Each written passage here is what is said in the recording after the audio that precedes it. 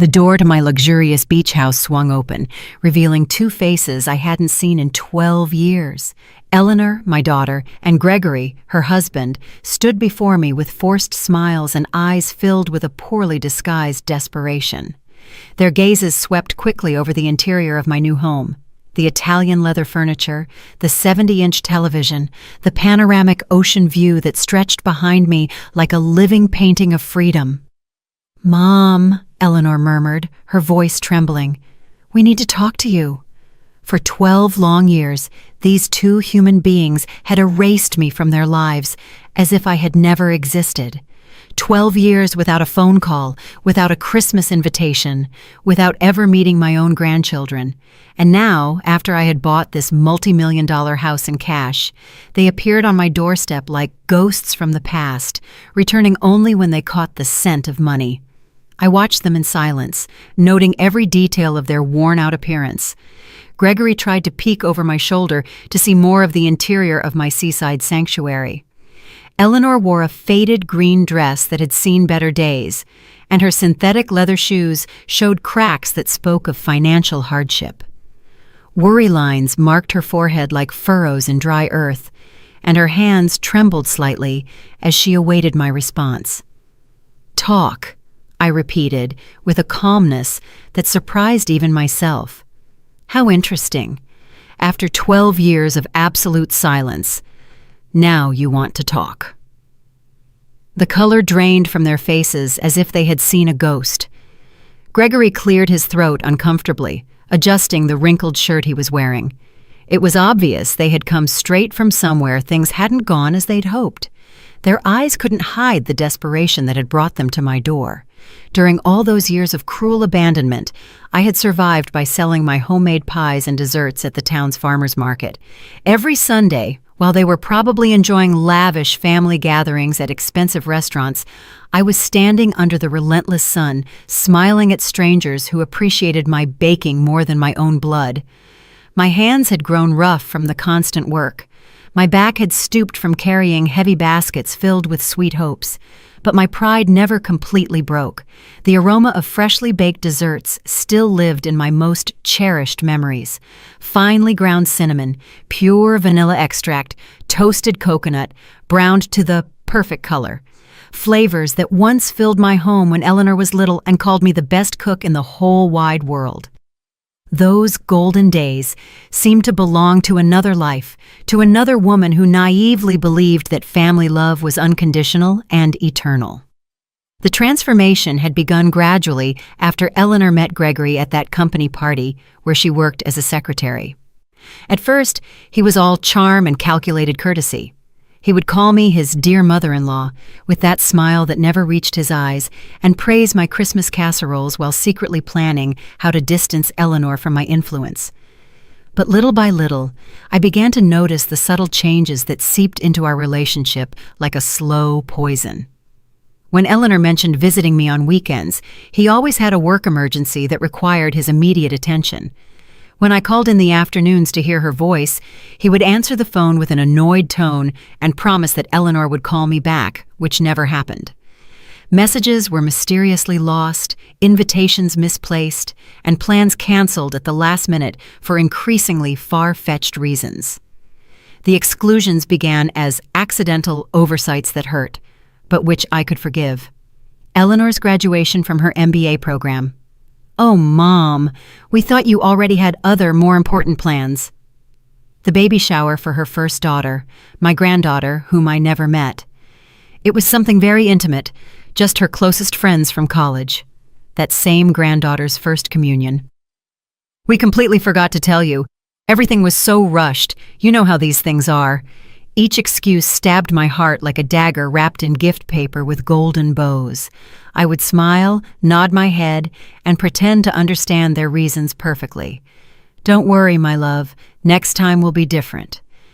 But next time never came, and my phone remained as silent as a tomb in the cemetery where my husband rested.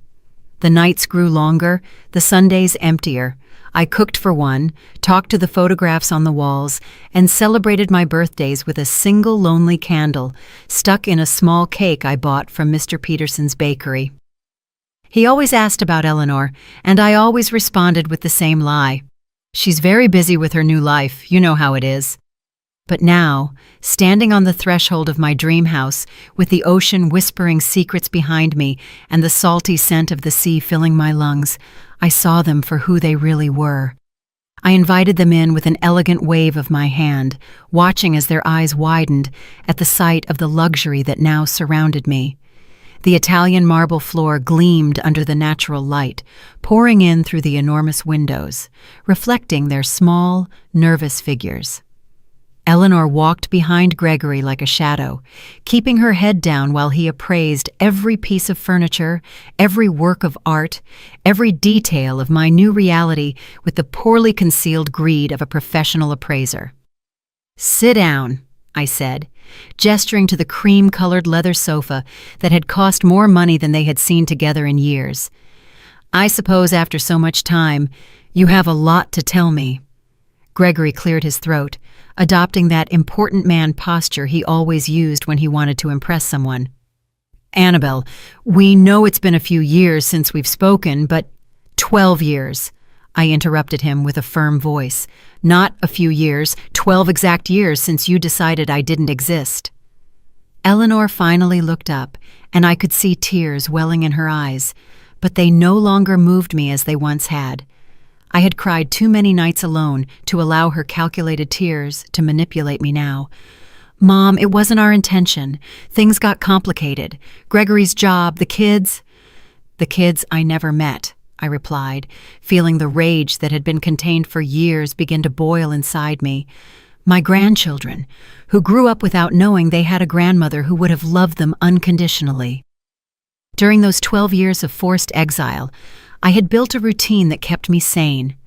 Every morning I got up at 5, preparing my desserts with the same dedication I once put into caring for Eleanor when she was a baby.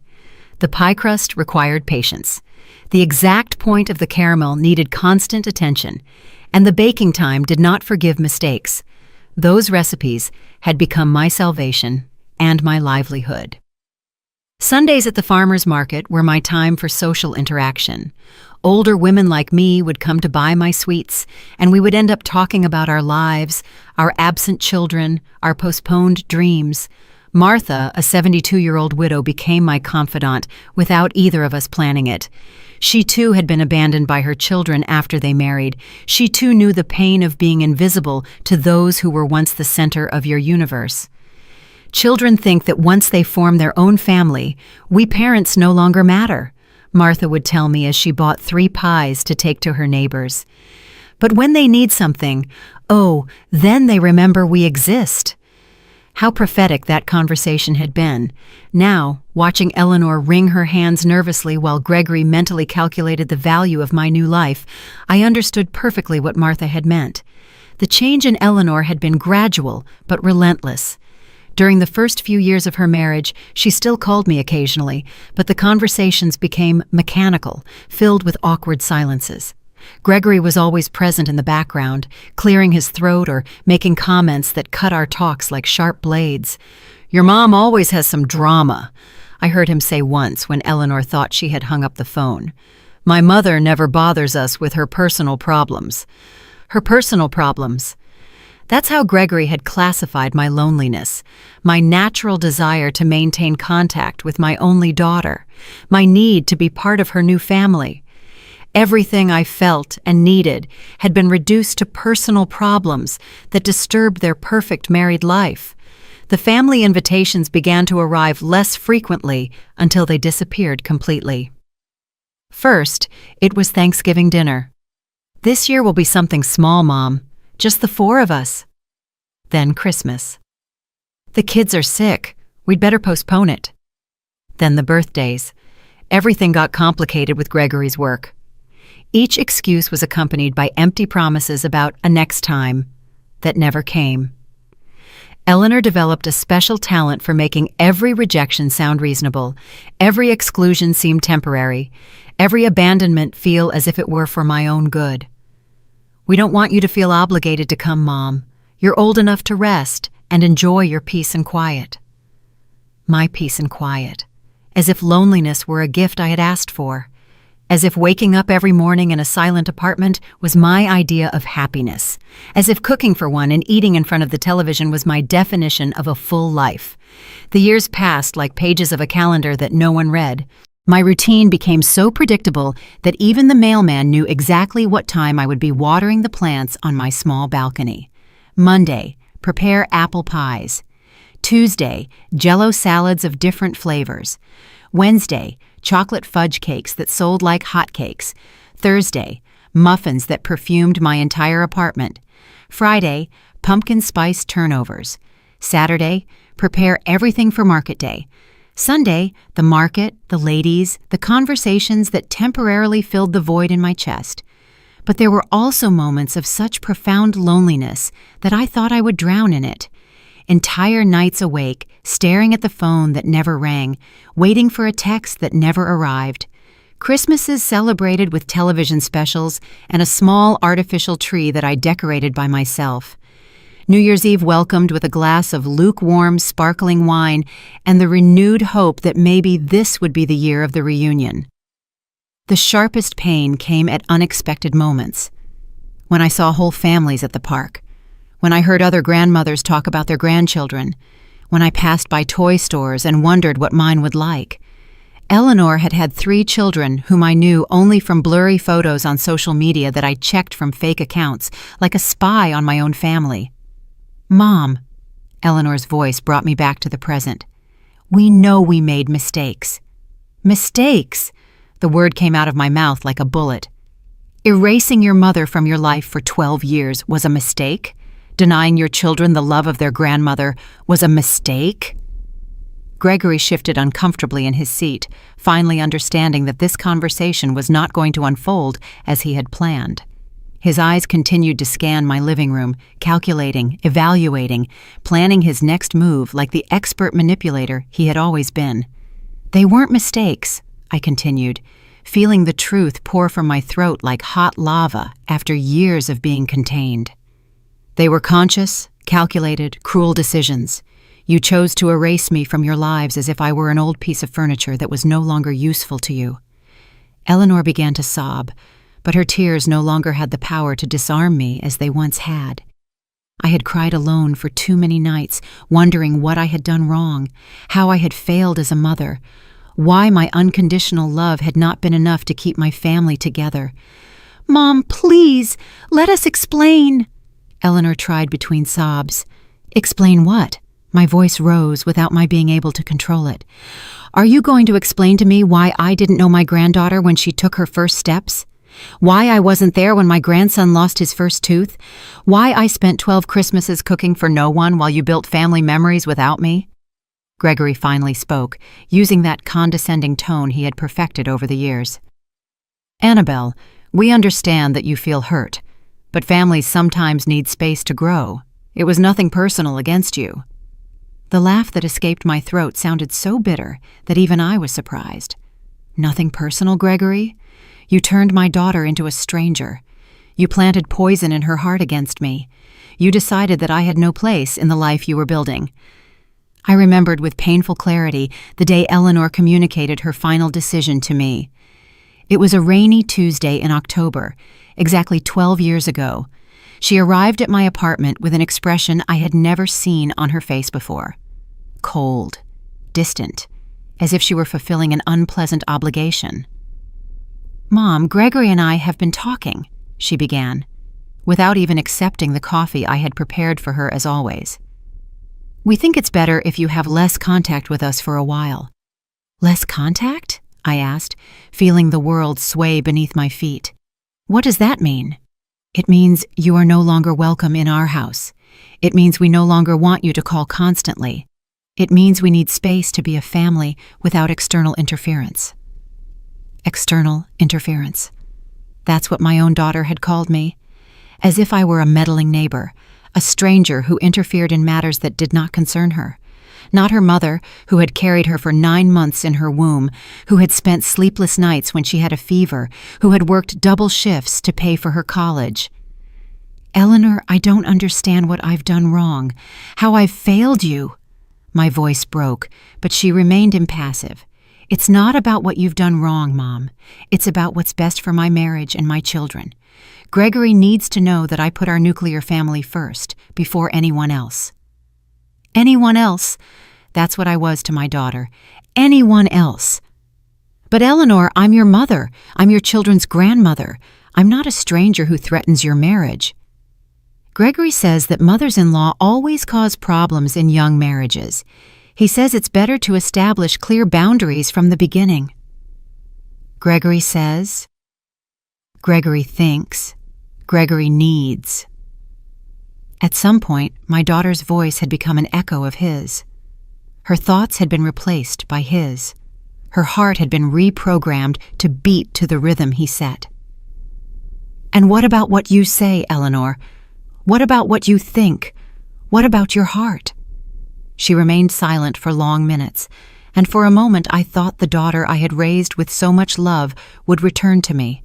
But when she spoke, her voice sounded hollow, rehearsed, as if she were reciting lines from a play. I think Gregory is right. I think it's for the best, for everyone, including you, Mom. You can have your own life without worrying about us. That was the last real conversation we had. After that day, Eleanor became a ghost who occasionally sent me cold, superficial text messages. Hope you're well, Mom. Happy birthday. Happy New Year. Automatic messages, without soul, without love, like the ones a company sends to its customers. The first few months after that breakup were the darkest of my life. I lost weight. I lost sleep. I lost hope. Every morning I woke up hoping it was a nightmare, that Eleanor would call to apologize, that everything would go back to the way it was. But the phone remained silent, and reality grew heavier each day. It was Martha who saved me from sinking completely into depression. She appeared at my door one Sunday morning when I had been in bed for 3 days, without showering, without eating more than saltine crackers and iced tea. Annabelle, get up. You have 2 choices. You can stay here dying in life for a daughter who doesn't deserve you, or you can build a new life that is worthy of you. Her words sounded harsh, but they had the force of truth. That afternoon she helped me clean my apartment, organize my recipes, and plan my new dessert business. If you're going to suffer, she told me as we beat the first batch of pie filling in months, do it while you're doing something productive. And so my new life began. Slowly, painfully, but with determination. Every pie I sold was a step toward emotional independence. Every satisfied customer was a small personal victory. Every dollar I earned was proof that I had value, even if my own daughter didn't see it. Sundays at the market became my weekly therapy. The ladies who bought my desserts became my new chosen family. We shared stories of ungrateful children, of marriages that divided families, of the loneliness of being a mother in a society that discards you when you are no longer useful. My son tells me I'm too dramatic when I complain that he doesn't visit, a lady named Joanna told me while trying my mango jello. But it's not drama, it's real pain. It's the basic human need to feel loved and valued by those you brought into the world. Now, sitting in my living room, which cost more than everything Eleanor and Gregory owned together, I remembered every tear, every sleepless night, every lonely birthday, and I saw them there, small and desperate, looking for something from me after having turned their backs on me for more than a decade. So, after 12 years of silence, I said with a controlled voice, "What exactly brings you to my door?" Gregory and Eleanor exchanged a meaningful look. Finally, he cleared his throat again. "Annabelle, the truth is, we're going through a very difficult time." "A very difficult time." I repeated his words slowly, savoring the irony as if it were bitter honey. What an extraordinary coincidence that you come looking for me just when you have problems, after 12 years of considering my existence irrelevant to your perfect lives. Gregory shifted uncomfortably on the sofa, clearly preparing the speech he had rehearsed during the drive to my house. His eyes avoided mine as he formulated the words he thought would soften my heart. "The construction company went bankrupt 6 months ago," he finally confessed. "We lost all our savings. The house is in foreclosure. Eleanor had to quit her job to take care of the kids because we can't afford daycare. We're living with my parents, but they have financial problems too. Eleanor nodded desperately, as if confirming their misfortune would automatically generate my compassion. Mom, the kids ask why they don't have their own room, why Dad is always angry, why Mom cries at night. We don't know what to do. Ah, I said, leaning back in my Italian leather armchair. So now I'm useful. Now I exist. Now I'm part of the family. How convenient. During those 12 years of ostracism, I had developed a special ability to read between the lines, to detect emotional manipulation, to protect myself from people who only approached when they needed something. The ladies at the market had taught me that children often return to their parents when life hits them, not out of genuine love, but out of pure convenience. "It's not like that, Mom," Eleanor protested, her voice breaking. I've always loved you. I've always thought of you. It was just that the circumstances, I interrupted her with a smile that didn't reach my eyes.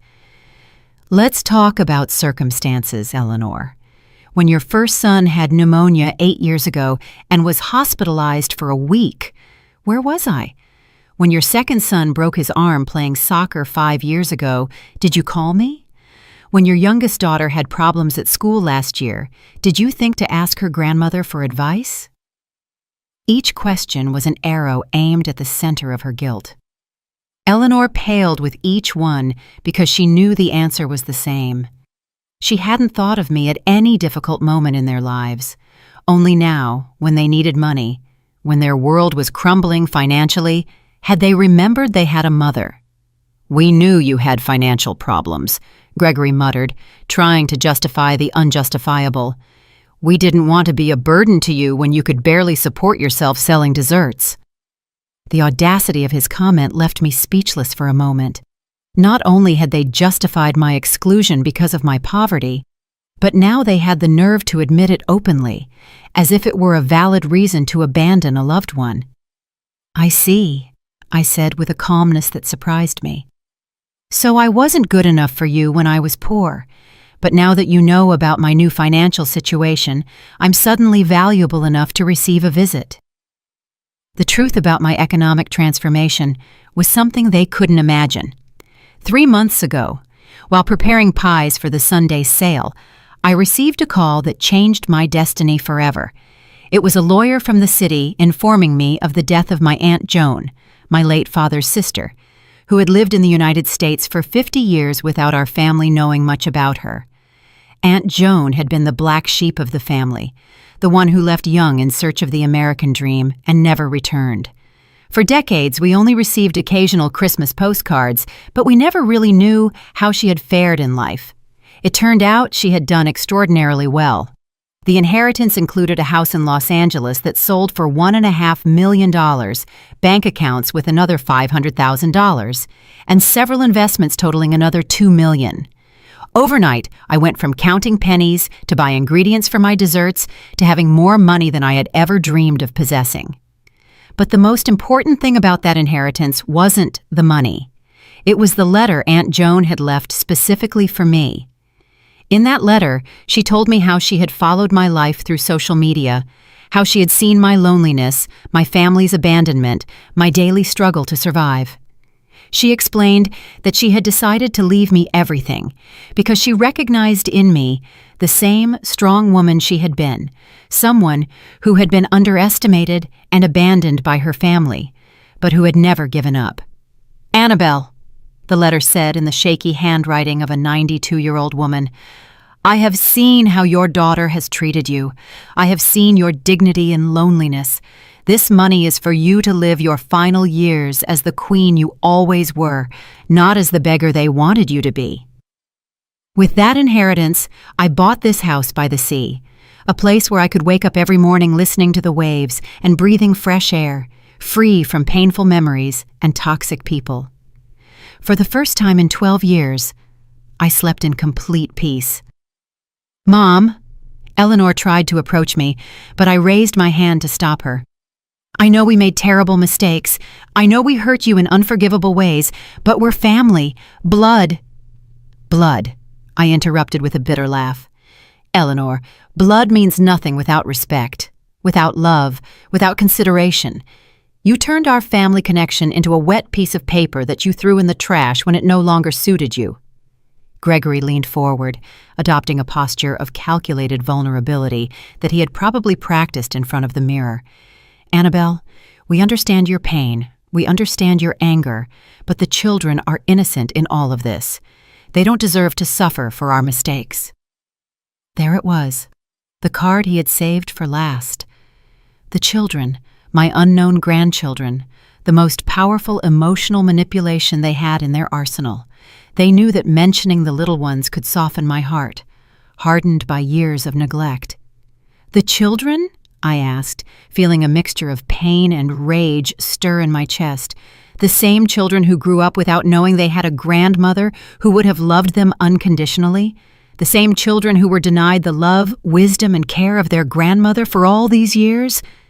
Eleanor began to sob again, but this time her tears seemed genuine, heavy with the weight of real guilt.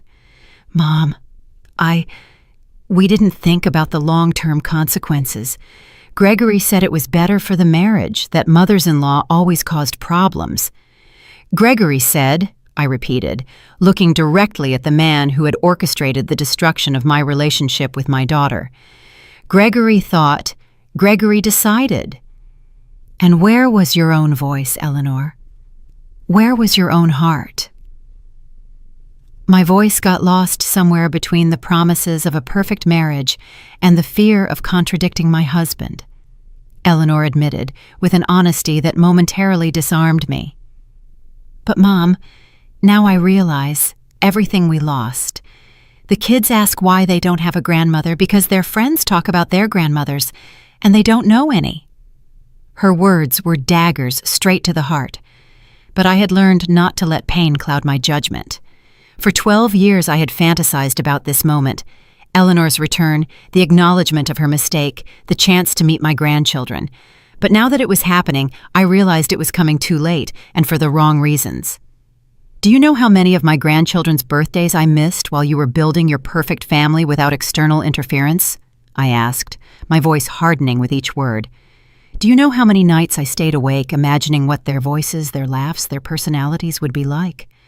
Do you know how many toys I bought and stored in a box, waiting for a day that never came? Gregory shifted nervously, clearly uncomfortable with the direction the conversation was taking. His plan of emotional softening wasn't working as he had hoped, and I could see him mentally calculating his next manipulative move. Annabelle, we understand you're hurt, he intervened with that condescending voice he had perfected over the years. But now we can change all that. The children can meet you, they can spend time with you. We can be a family again. A family, I repeated, savoring the irony of his words. You mean the kind of family where the grandmother is welcome only when she has money to solve the problems of irresponsible adults? The house filled with a tense silence. Through the large windows, I could see the ocean waves breaking against the rocks, a constant reminder of my new freedom and my hard-won independence. This place represented everything I had achieved without them, everything I had built from the ashes of my abandonment. During these 3 months living by the sea, I had developed a completely new routine. I woke up each morning to the sound of seagulls, not to the silent cry of loneliness. I prepared my coffee in a kitchen equipped with the best appliances, not in the small space where I used to count every penny for basic ingredients.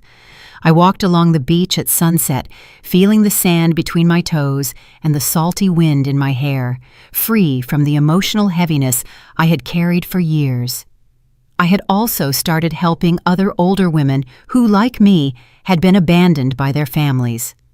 Martha had moved into an apartment near my house, and together we had created a small support group for ladies in similar situations. On Wednesday afternoons, we would gather in my living room to share stories, emotional survival strategies, and of course, my homemade desserts. Freedom, Martha had told me during one of those meetings, is realizing that you don't need the approval of those who hurt you to be happy. Her words had resonated in my heart like a bell of truth. For the first time in decades, I was living for myself, not Not waiting for calls that never came, not cooking for children who didn't visit, not dreaming of family reunions that existed only in my imagination. "Mom," Eleanor approached the edge of my armchair, her eyes red from crying. "I know I don't deserve your forgiveness. I know I don't deserve a second chance, but I swear on my children that if you help us now, things will be different. I will be different." "Different how?" I asked, keeping my voice cold and controlled. "Different until you solve your financial problems and don't need me anymore? Different until Gregory decides again that I'm an interference in his perfect marriage?" Gregory stood up abruptly, finally showing his true nature when he realized his manipulation strategy wasn't working. "Look, Annabelle, I understand you have resentments, but the reality is that we all make mistakes in families. The important thing is to move on, not to get stuck in the past." His comment was like a slap in the face. After 12 years of deliberate abandonment, he had the audacity to minimize my pain as getting stuck in the past, as if my suffering were a whimsical choice rather than a direct consequence of their cruel actions. "Move on." I stood up from my armchair, feeling all my dignity rise like a steel tower. "Gregory, I have already moved on. I built a new life without you. I found peace without your presence. I discovered my worth without your validation." Eleanor covered her face with her hands, sobbing with a desperation that would have broken my heart years ago. But the heart they had known had died slowly over 12 years of indifference and had been reborn as something stronger, wiser, more selective with its love. "You don't understand, do you?" I continued, walking toward the window, overlooking the ocean. "You came here expecting to find the same broken woman you abandoned 12 years ago. You expected to find someone so desperate for family love that she would be willing to pay any price for a few crumbs of affection." The truth was that during the first few years after their abandonment, I would indeed have been willing to pay any price. I would have mortgaged my soul for a phone call from Eleanor. I would have sold everything I owned for an afternoon with my grandchildren. I would have begged for forgiveness for offenses I never committed just to be part of their lives again. But time and pain had taught me valuable lessons about self-love and personal dignity. The afternoons with Martha and the other ladies had shown me that family abandonment was more common than I thought, and that surviving it was not only possible, but could be the beginning of a more authentic and satisfying life. For years I blamed myself, I confessed, still looking out at the ocean.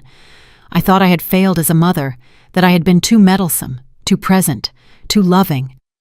I tortured myself looking for the exact moment I lost my daughter. I turned to face them directly, and I could see how my words were affecting them in different ways. Eleanor seemed genuinely devastated, as if she were finally understanding the magnitude of the damage they had caused. Gregory, on the other hand, showed signs of impatience and frustration, clearly calculating whether it was worth continuing with this strategy or if he should try a different approach. "But eventually I understood the truth," I continued. "I didn't lose my daughter because of something I did wrong. I lost her because she chose a man who considered having a present mother-in-law a threat to his fragile masculinity. I lost her because she valued her husband's approval more than her mother's love." Eleanor stood up, swaying as if my words were physical blows. "Mom, it's not like that. I never stopped loving you. I just got confused. Gregory made me believe it was for the best for everyone." "Gregory manipulated you," I corrected her, "but you allowed him to do it. You chose to believe his lies because they were more comfortable than defending your mother. You preferred the artificial peace of a controlling marriage over the discomfort of setting healthy boundaries with your husband." The silence that followed my words was deafening. I could hear the ticking of the wall clock, the distant sound of the waves, Eleanor's agitated breathing. Gregory had adopted that rigid posture he used when he felt cornered, preparing to counterattack or to retreat strategically. "So what do you want from us?" Gregory finally asked, abandoning any pretense of remorse or vulnerability. "Do you want us to grovel? Do you want to humiliate us as revenge for the past?" His question revealed exactly what I had expected. For him, it wasn't about repairing emotional damage or rebuilding family relationships. It was a transaction, a negotiation, where he expected to pay the minimum price necessary to obtain the maximum financial benefit. "I don't want your humiliation, Gregory," I replied with a serenity that surprised me. "What I want is something you probably can't give: genuine respect, unconditional love, and the acknowledgement that you spent 12 years treating me like I was garbage." Eleanor rose from the sofa with trembling movements, approaching me with her hands extended as if she wanted to touch me, but didn't dare. "Mom, I can give you that. I do recognize all the harm we did to you. I've spent these last few months awake at night, remembering every cruel moment, every call I didn't return, every invitation I never sent." "These last few months," I interrupted, noticing the specificity of her confession. "What happened exactly 3 months ago that made you remember you had an abandoned mother?" The color drained from her face, as if she had been caught in a lie. Gregory shot her a warning look, but it was too late. I had detected the inconsistency in her story of spontaneous repentance. We, Eleanor stammered, desperately searching for the right words. "You found out about my inheritance," I completed the sentence for her, feeling all the pieces of the puzzle fall perfectly into place. "Someone told you about my new house, about my new financial situation. That's why you're here. Not for love, not for genuine remorse, but because you discovered that the mother you abandoned now has money." Gregory tried to take control of the situation again, but his mask of vulnerability had cracked completely. "Annabelle, that's not true. Of course we heard about your good fortune, and we're glad to know you're well, but we came—" "Why did you come? Because you're broke," I interrupted with a coldness that cut like a blade. "You came because you desperately need money, and I am your last resort.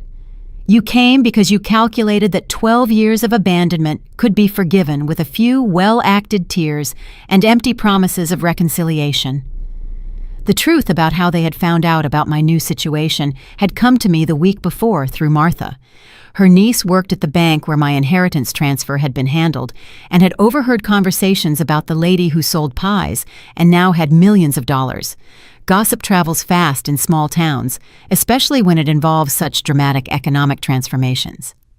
"It was Mr. Peterson from the bakery who told half the town," Martha had explained during one of our coffee afternoons. "He says Eleanor and Gregory have been asking around about you, wanting to know if it's true you got rich overnight." That information had been like a vaccine against any romantic hope I might have harbored for a genuine reunion. When I saw them appear at my door, I already knew exactly why they were there and what they wanted from me. "Mom, yes, we found out about your inheritance," Eleanor finally admitted, tears streaming down her cheeks. "But that doesn't mean we're here just for the money. We're here because we realized we made the biggest mistake of our lives." "You realize now?" I asked, walking to the kitchen and pouring myself a glass of cool water. "You didn't realize during the 12 years I spent crying over your absence? You didn't realize when I spent 3 consecutive Christmases in the hospital with pneumonia because loneliness had weakened my immune system? You didn't realize when I had to sell my wedding jewelry to pay for medication?" Each revelation was a bomb that exploded in the tense silence of my living room. Eleanor knew nothing about my illnesses, my financial crises, the nights I had considered it would be easier to simply not wake up the next day. To her, I had existed in a time bubble, frozen at the moment of her departure, patiently awaiting her eventual return. "We didn't know," Eleanor murmured, but her excuse sounded hollow even to herself. "You didn't know because you never asked," I corrected her. "For 12 years you could have picked up the phone just once to find out how your mother was. You could have sent a text message asking if I needed anything. You could have stopped by my apartment to check if I was still alive." Gregory stood up abruptly, clearly frustrated that his plan of emotional manipulation was not yielding the expected results. "All right, Annabelle, we get it, you're angry. But we're here now.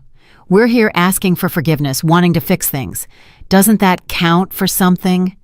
His question revealed the depth of his misunderstanding of the damage they had caused. For him, forgiveness was something that could be obtained by simply showing up and apologizing, as if 12 years of emotional abandonment could be erased with one uncomfortable conversation. What counts, Gregory, is the moment you decided to come. You didn't come when I needed you. You came when you need me. I walked over to the window overlooking the backyard, where I had planted red roses that were blooming beautifully under the coastal sun. Those roses represented my rebirth, my ability to create beauty even after being cruelly pruned by those who were supposed to care for me. For all these years, I continued without turning to look at them, I developed a very simple philosophy about human relationships. People show you who they really are through their actions, not their words. You showed me that I had no value in your lives when things were going well. Eleanor came up behind me, and I could feel her trembling presence near my shoulder. Mom, we were young, stupid, influenced by wrong ideas about marriage and family, but we've grown up, we've matured. You've gone broke, I corrected her without turning around. You haven't matured, you've gone broke, and now that you need financial help, you suddenly remember you have a mother. The silence that followed was broken by the sound of my phone. It was Martha, probably calling for our weekly gardening session. I let it go to voicemail, but her call reminded me of something important. I had a full and satisfying life without them. I had genuine friendships, purpose, peace of mind. I didn't need validation from people who had treated me like a disposable object. Do you know what the most painful moment of all these years was? I asked, finally turning to face them. It wasn't when you stopped inviting me to celebrations. It wasn't when you stopped calling. It was when I realized that I loved you unconditionally, but your love for me had conditions that you never clearly explained. Eleanor began to sob again, but this time her tears seemed to come from a deeper, more genuine place. Mom, I love you. I've always loved you. It's just that I let others convince me that that love was problematic for my marriage. And now that your marriage is in a financial crisis, I observed, suddenly that love is no longer problematic. How convenient. Gregory had remained silent for the last few minutes, but I could see his mind working, calculating, evaluating, looking for a new angle of attack. He finally spoke, adopting a different tone, more direct and less manipulative. Look, Annabelle, let's be honest here. We need financial help. You have money. We're family, even if we've had problems in the past. Isn't it natural for family to help each other in difficult times? His brutal honesty was almost refreshing after so much poorly acted emotional manipulation. At least now we were speaking clearly about what they really wanted from me. It's interesting that you mentioned the concept of family helping each other, I replied with a smile that was anything but warm. Where was that family philosophy when I was working 14-hour days selling desserts to survive? Where was that family solidarity when I had to choose between buying medicine or food? Do you know what's the most pathetic thing about all this? I continued, feeling years of contained pain transform into a crystalline clarity that cut like a scalpel. That if you had come a year ago, when I was still living in that tiny apartment, when I was still counting coins to buy ingredients, I probably would have welcomed you with open arms. I would have cried with joy. I would have forgiven everything without conditions. I would have cooked for you until I dropped from exhaustion. Eleanor covered her face with her hands, her sobs now accompanied by a body tremor that showed the magnitude of her desperation. Gregory, on the other hand, had adopted a more tense posture, like a cornered animal evaluating its escape options. But the money gave me something I never had during those 12 years of abandonment, I went on, walking slowly through my living room like a judge delivering a sentence. It gave me perspective. It gave me the freedom to choose who deserves to be in my life and who doesn't. It gave me the power to say no without fear of the consequences. During my first few weeks living in this house, I had spent many hours reflecting on this exact possibility. What would I do if Eleanor and Gregory appeared at my door? How would I react? Would I be able to maintain my dignity, or would I crumble at the first opportunity to get my daughter back? Martha had been my counselor during those deep reflections. "Money doesn't change who you are on the inside," she had told me as we drank tea on my new terrace. "But it does change how others see you and how you see yourself. The question is, are you going to use that new perspective to be wiser or to make the same emotional mistakes of the past?" Her words had been prophetic. Now, facing the exact scenario we had discussed, I realized that the money had indeed changed me, but not in the way Eleanor and Gregory expected. It hadn't made me more generous with those who had hurt me. It had made me more selective with who deserved my time and my emotional energy. "Mom," Eleanor tried to approach me again, "I understand your anger. I understand your pain. But don't you think everyone deserves a second chance? Don't you think family love can overcome any past mistake?"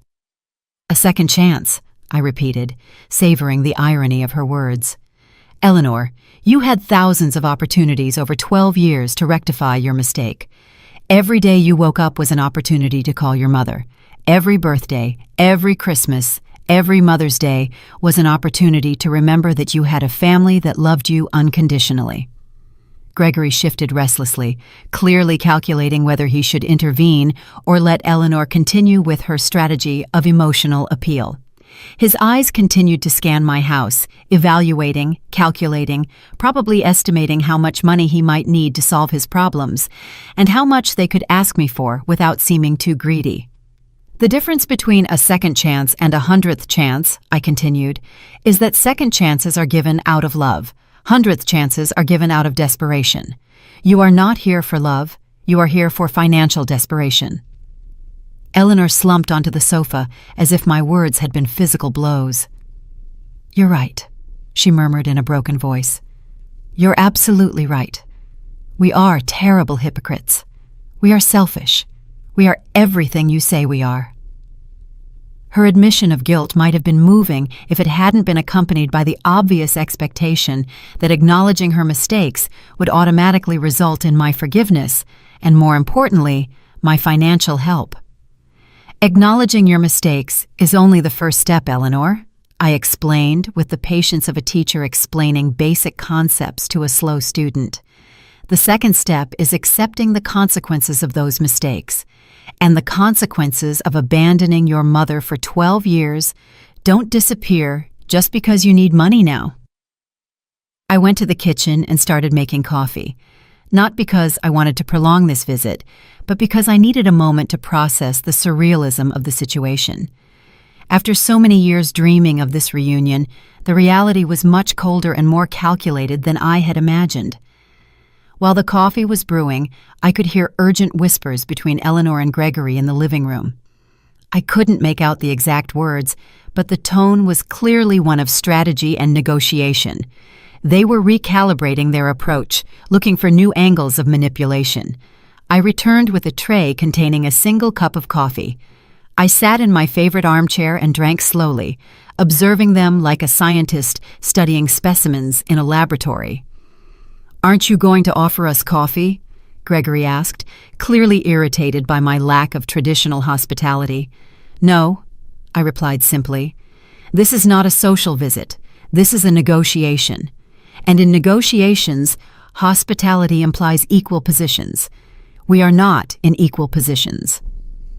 Eleanor seemed genuinely hurt by my coldness, but Gregory showed an expression of reluctant respect, as if he were finally understanding that the woman in front of him was not the same one they had abandoned 12 years ago.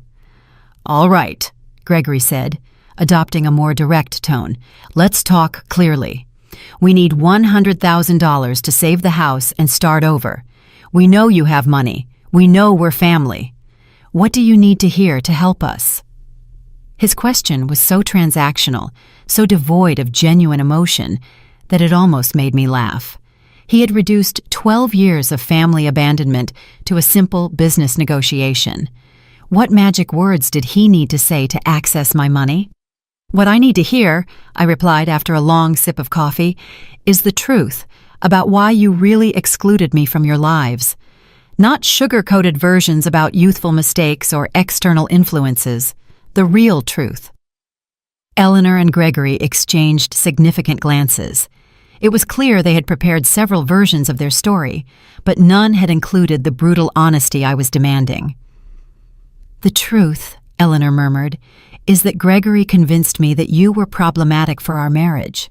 "Problematic how?" I pressed, not allowing her to hide behind euphemisms. Gregory took the floor, probably realizing that Eleanor's victim strategy wasn't working. "I thought you were too present, too opinionated. I thought you interfered in our decisions as a couple." "Interfered how?" I continued to press, determined to extract the whole truth. "You always had suggestions on how to raise the kids, on how to handle money, on where to live." Gregory admitted with an honesty that probably cost him physically. "And Eleanor always listened to you. She always considered your opinion before mine." There it was, the naked truth. Gregory had seen my maternal influence as a threat to his total control over Eleanor. He couldn't tolerate the idea of his wife having a source of wisdom and support independent of him. "So you eliminated me because I represented an alternative voice in Eleanor's life," I summarized. "You eliminated me because my unconditional love for my daughter threatened your need to be her sole source of validation and direction." The silence confirmed my analysis. Eleanor finally lifted her head. Her eyes reddened, but with an expression of belated understanding. "Mom, now I understand that Gregory is wrong. I understand that I need your voice in my life. I understand that I made the biggest mistake of my existence by choosing to please him over honoring our relationship." Her words sounded genuine, but they came 12 years too late and in the wrong context. It was easy to recognize mistakes when the consequences of those mistakes were destroying you financially. "You understand now that you need my voice in your life." I repeated her words slowly. "But you specifically need my voice to say yes to a loan of $100,000. Eleanor flinched at the surgical precision of my observation. Gregory, on the contrary, seemed irritated by my refusal to accept the narrative of repentance they had so carefully constructed. "Annabelle, enough with the psychological games," he finally exploded, showing his true personality for the first time that afternoon. "We get it, you're angry. We get it, we made mistakes. But we're here now, asking for help, willing to make amends. What more do you want?" His outburst was exactly what I had been waiting for. The moment the mask of vulnerability would fall completely and reveal the controlling, manipulative man he had always been. The same man who had convinced Eleanor that a mother's love was a threat to her marriage. "What I want, Gregory, is something you will never be able to give me," I replied with a calm that contrasted dramatically with his agitation. "I want 12 years of my life back. I want to have known my grandchildren since they were babies. I want to have been present for their first steps, their first words, their first days of school." I got up from my armchair and walked to a bookshelf where I kept the few family photographs I had saved from my previous life.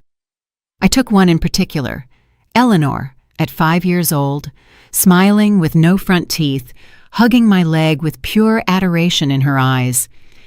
"This little girl loved me unconditionally," I said, showing them the photograph. "This little girl called me her best friend, her hero, her favorite person in the whole world. What happened to this little girl, Eleanor?" Eleanor looked at the photograph with an expression of such intense pain that for a moment I thought she would faint. That little girl grew up and became a weak woman who allowed an insecure man to destroy the most valuable thing she had in her life. Her answer surprised me with its brutal honesty. It was the first time all afternoon that she had shown a real understanding of the magnitude of what she had lost, not just what she needed to recover to solve her current problems. "Exactly," I confirmed, returning the photograph to its place. "And now that weak woman comes looking for the mother she abandoned, not because she has found her strength and her independent voice, but because she needs money." Gregory stood up abruptly, clearly frustrated with the direction of the conversation. "You know what, Annabelle? Maybe you were right from the beginning. Maybe you are too dramatic, too complicated. Maybe it was for the best that we got away from all this emotional drama." His words were like an unexpected gift. After hours of careful manipulation, he had finally shown his true nature, confirming everything I had suspected about him for years. "There he is," I said, smiling genuinely for the first time all afternoon. There is the real man, the man who convinced Eleanor that maternal love was emotional drama, the man who couldn't tolerate his wife having an independent source of support. Eleanor looked at Gregory with a growing expression of horror, as if she were finally seeing something that had been in front of her for years, but that she had refused to acknowledge. "Gregory," she murmured in a trembling voice, "do you really think my mom is being dramatic for being hurt after we abandoned her for 12 years?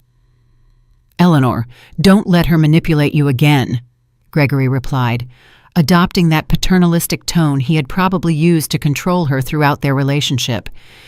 "She's playing with your emotions to make you feel guilty."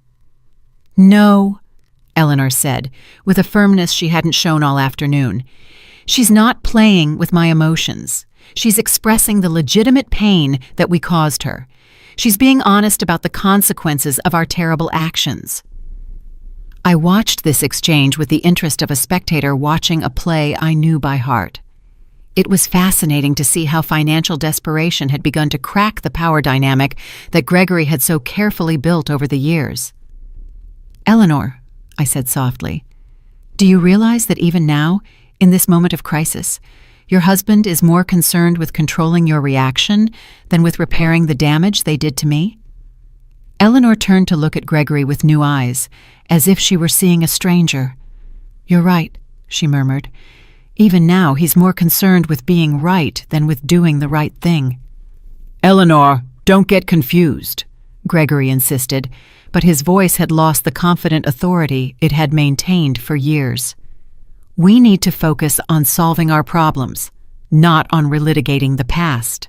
"Our problems," I repeated, noting the specific choice of words. "Gregory, your financial problems are not my problems. Your bankruptcy is not my responsibility. Your inability to maintain a successful business is not something I should solve." The room filled with a tense silence as my words settled into the reality of the situation. Eleanor seemed to be experiencing a sort of belated awakening, while Gregory clearly struggled between different manipulation strategies.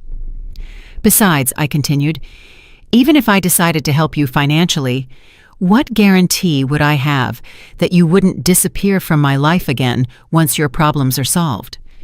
Eleanor opened her mouth to protest, but closed it when she realized she had no convincing answer. The truth was, there was no guarantee, and everyone in that room knew it. "During these 3 months living here," I continued, "I have developed a beautiful and peaceful routine. I wake up when I want. I eat what I please. I watch the sunsets from my terrace. I read books I always wanted to read. I help other women who have gone through experiences similar to mine." I approached the window again, watching the waves that broke rhythmically against the rocks. I have discovered that peace of mind is priceless. I have learned that chosen solitude is infinitely superior to toxic company. "Mom," Eleanor came up from behind, her voice barely a whisper. "What do I have to do to earn your forgiveness? What do I have to do to win back your love?" I turned to face her, seeing in her eyes a desperation that went beyond the financial crisis. For the first time, she seemed to be understanding that she had lost something much more valuable than money or property. "Eleanor," I said with a deep sadness I hadn't expected to feel, "my forgiveness is not for sale, and my love was never lost. The problem is that you turned our relationship into a business transaction the day you decided I was only valuable when I was useful to you." Gregory, seeing that he was losing control of the situation, tried one last desperate approach. "Annabelle, if you don't help us, the children are going to suffer. They're going to lose their home. They're going to have to change schools. They're going to live in poverty. Can you really sleep peacefully knowing that your own grandchildren are suffering?"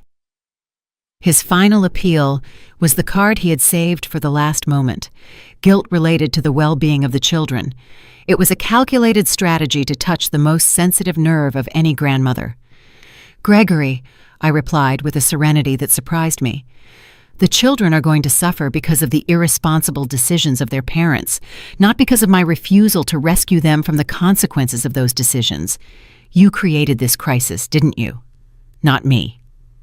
Eleanor began to cry again, but this time her tears seemed to come from a deeper understanding of what she had truly lost over all these years.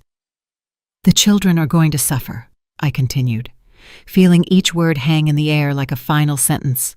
But they are going to suffer the consequences of having parents who prioritized pride over family love, who chose control over connection, who considered money more important than relationships.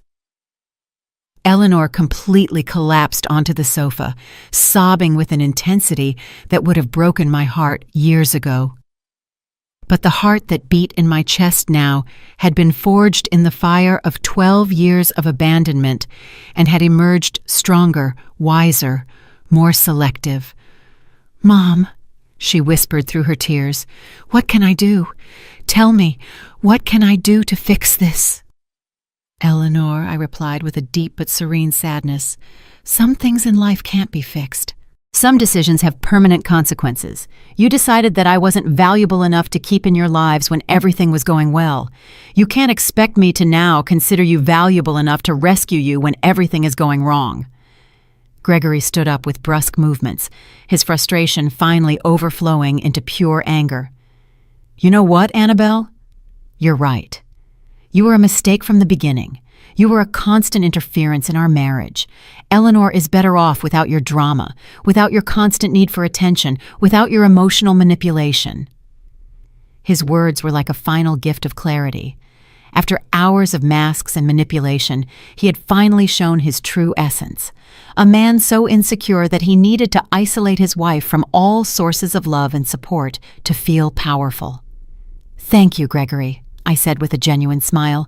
"Thank you for confirming exactly who you are and why I made the right decision by not helping you." Eleanor looked at her husband with an expression of horror and belated understanding. "Gregory, did you really just call my mother's legitimate pain drama?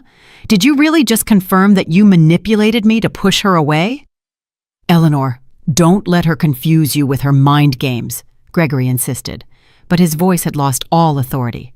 "We need that money. We need to save our family." "Our family," I repeated, walking toward the front door, "was destroyed 12 years ago when you decided that a loving mother-in-law was more dangerous than emotional bankruptcy. Now you are reaping what you sowed." Eleanor stood up, staggering, following me to the door with uncertain steps. "Mom, please, I swear if you help us now, everything will be different. I will be different. I will set boundaries with Gregory.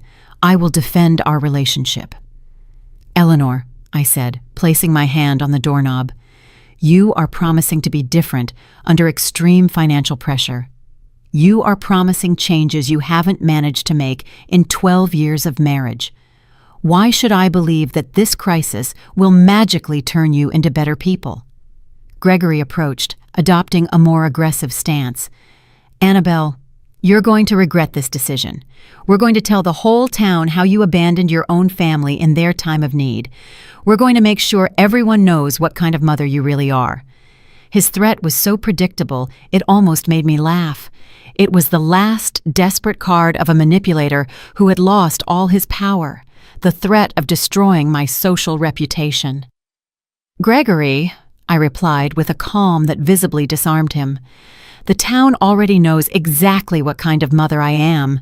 They know that for 12 years I worked to the point of exhaustion selling desserts to survive. They know I never spoke ill of you despite your abandonment. They know I maintained my dignity even in poverty." I opened the door wide, feeling the sea breeze fill my home with fresh, purifying air. What they are going to discover now is what kind of children and son-in-law you are. They are going to discover how you treated a loving mother for 12 years and how you only showed up at her door when you needed money. Eleanor stopped at the threshold, turning to look at me one last time. In her eyes, I saw something I hadn't seen in years. Respect. Respect mixed with pain, with regret, with a belated understanding of what she had lost. "Mom," she murmured, "I hope one day you can forgive us. I hope one day we can find a way to heal all this damage." "Eleanor," I replied, with a sadness that spanned decades of pain, "forgiveness is not about forgetting the past. It's about freeing yourself from the weight of resentment. I have already freed myself. What you need is not my forgiveness. It's to learn to live with the consequences of your decisions." Gregory left first, clearly furious and defeated.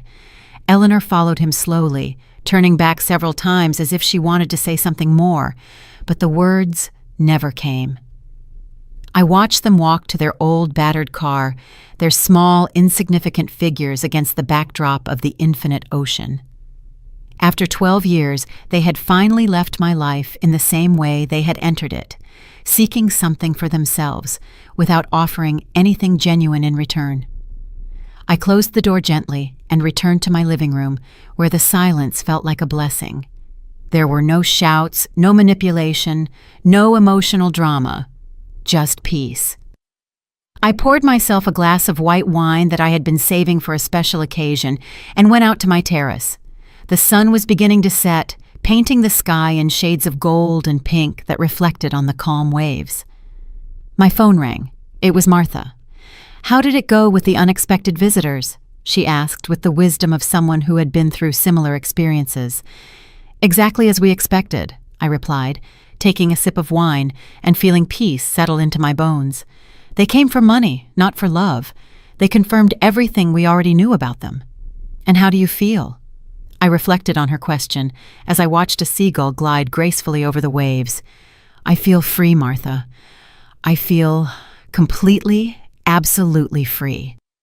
That night, after the call with Martha, I walked along the beach under the stars, the cool sand between my toes, the rhythmic sound of the waves, the vastness of the ocean stretching to the horizon. Everything reminded me that I had chosen a life of peace over a life of toxic family complications.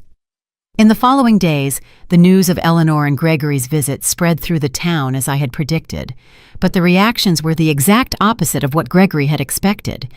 The ladies at the market expressed their support, many sharing similar stories of children who only appeared when they needed money. "You did the right thing, Annabelle," Mr. Peterson from the bakery told me when I went to buy bread a week later. "A mother who respects herself teaches her children to respect her, too." 2 months later, I received a text message from Eleanor. It was simple, without manipulation, without requests. "Mom, I'm in therapy. I'm learning about toxic relationships and healthy boundaries. I hope that one day when I'm truly ready to be the daughter you deserve, you might consider getting to know me again. I love you." I didn't reply immediately. Instead, I saved the message and continued with my new life. My mornings of gardening, my afternoons helping other older women, my evenings in contemplative solitude. Maybe one day, Eleanor would truly find her independent voice. Maybe one day she would learn to set healthy boundaries with Gregory. Maybe one day we could build a relationship based on mutual respect instead of desperate need. But until that day, if it ever came, I would continue to live my full and dignified life, surrounded by the infinite ocean, which reminded me daily that some currents are too strong to be changed, and that wisdom lies in learning to navigate calmer waters. The money had given me many things, but the most valuable was not the house or the luxuries. It was the ability to choose who deserved my time, my energy, and my love, and I had chosen wisely. If you enjoyed my story, you can support me by sending a super thanks so I can write more stories like this. Thanks a lot in advance. What about you? What would you do in this person's shoes? I'd really love to hear your thoughts, so drop them in the comments. I'm always curious to know what you think. Oh, and let me know where you've heard this story. If you want to hear more life stories like this, like the video and subscribe to my channel. There are many more waiting for you. Big hugs and see you next time.